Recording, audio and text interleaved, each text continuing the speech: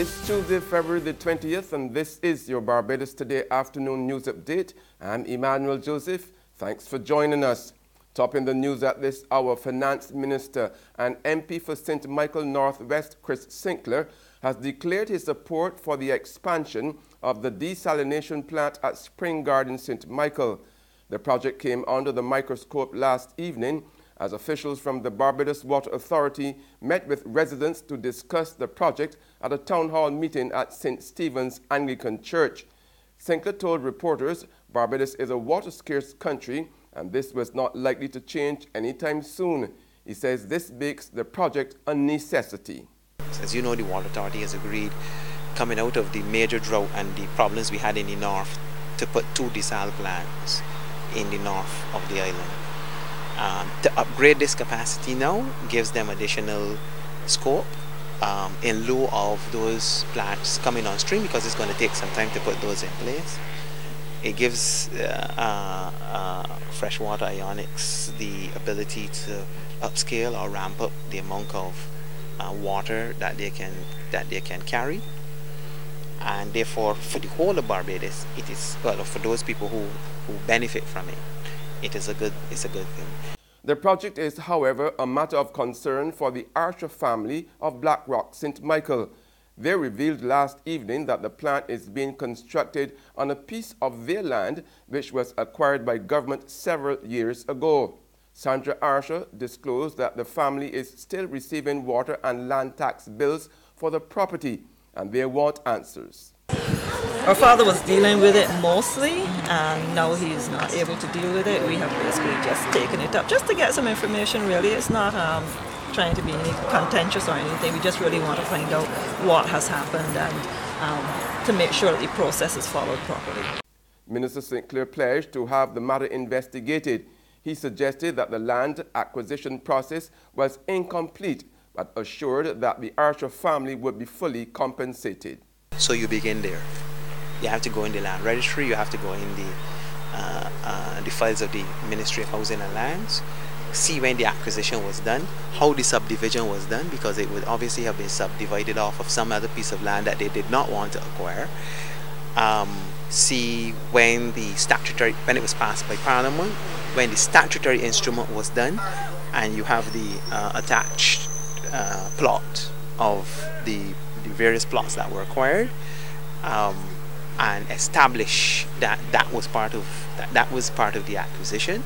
And once that would be done, then and obviously by a search in the legal department of the Ministry of Housing and Lands, once that is done, then you see what the vesting of the land would have been in the Water Authority. So the Water Authority would have taken possession of the land with the intent of entering into a partnership with a private sector partner, in this case the Williams Industry Group, to establish the desal plant. Once those are established, then the process can be done. The payment can be made.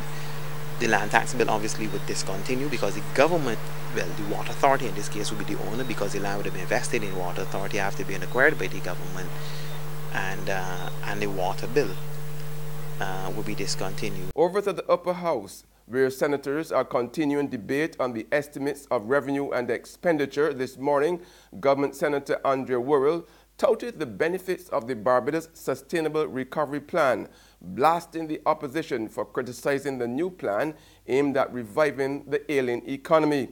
Worrell accused the BLP of having a knee-jerk reaction to the plan, which he said had been endorsed by the social partnership. He urged Barbadians to reassess their relationship with the BLP. We need to guard against anyone who would deter us from getting to where we want to get as a country. And I would think that Barbadians need to assess the relationship which they have with the Barbados Labour Party. And they need to assess that relationship to determine whether or not it's a relationship which is benefiting them, which is benefiting this country. Because as I spoke about all of the negativity and the pessimism which we are seeing floated about this country, oftentimes it comes from those corners. But when it comes to solution, or you ask them to put on the table what is their solution, or their plan of action in terms of making a change or doing something different, you can't get it. Meanwhile, Independent Senator John Watson called for the Public Accounts Committee to be revived. He said the committee was critical to ensuring accountability and transparency. Watson, however, called for an increase in the number of independent senators appointed to the PAC.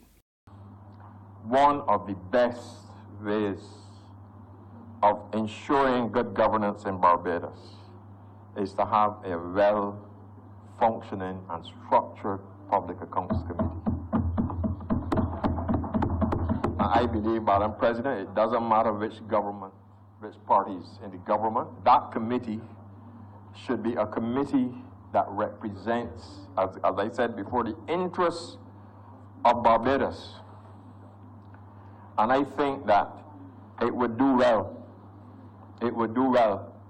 for the report of that Public Accounts Committee, even though it could not be all-inclusive, but there are sufficient recommendations there that we should pay attention to, because it does not matter if it is the UPP, Solutions Barbados, the Barbados Labour Party, the Democratic Labour Party, who is government. The fact is that that committee should be one to make sure that the public's interest is looked after. There's regional and international news after this short break. Speak to you in the most expeditiously and bombacious manner. AgroFest 2018 is here, so why are you procrastinating your physiognomies? Go and get your tickets now at all the approved box offices. And listen, the ticket prices have been reduced. Dolly, Dooksy and Dan can be there, so why not you? AgroFest 2018, you farming the future. And as the young people say, AgroFest can be lit, AgroFest can be chopping. AgroFest got me so excellent.